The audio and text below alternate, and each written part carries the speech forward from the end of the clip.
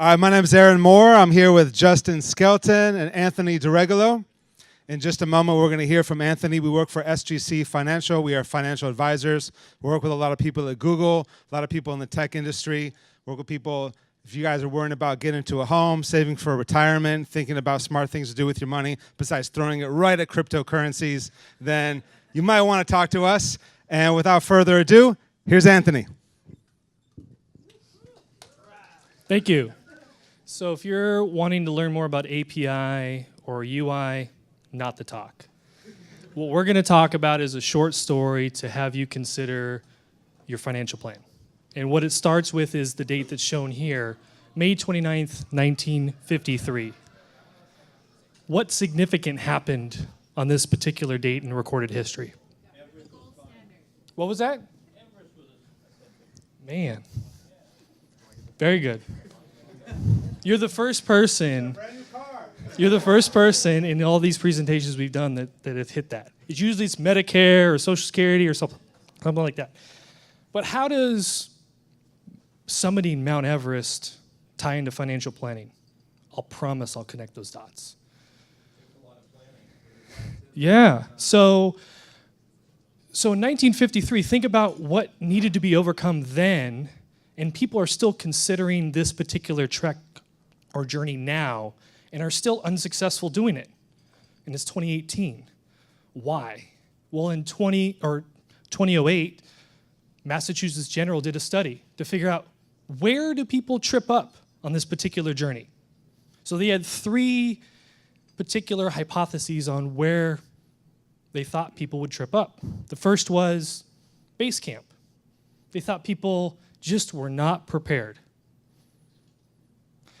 Then they thought, that place called the death zone, where the oxygen level of the atmosphere gets thin enough to where it really has an adverse effect on the body. Well, let's be devil's advocate here and have another one. They thought maybe the summit.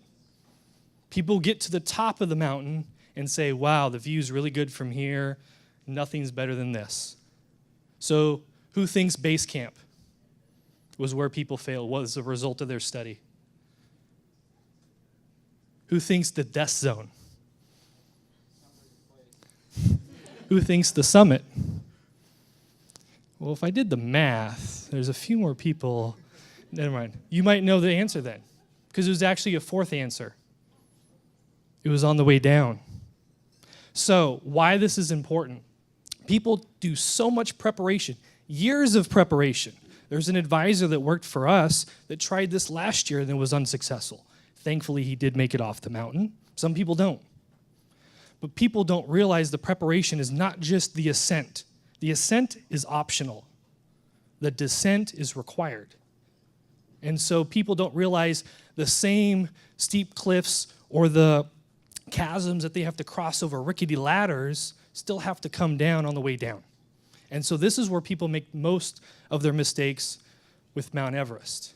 Where this ties into financial planning, some of the biggest mistakes happen just as you step over the threshold into retirement. But that isn't where the story stops with financial planning. It starts with before base camp.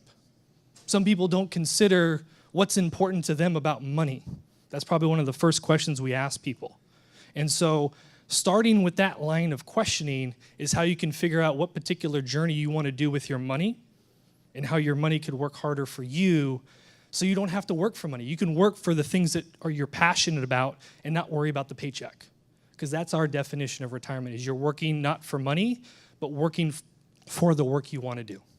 And so consider us, Aaron, Justin, and Anthony, as your guides to potentially help you with your financial journey. Thank you for your time.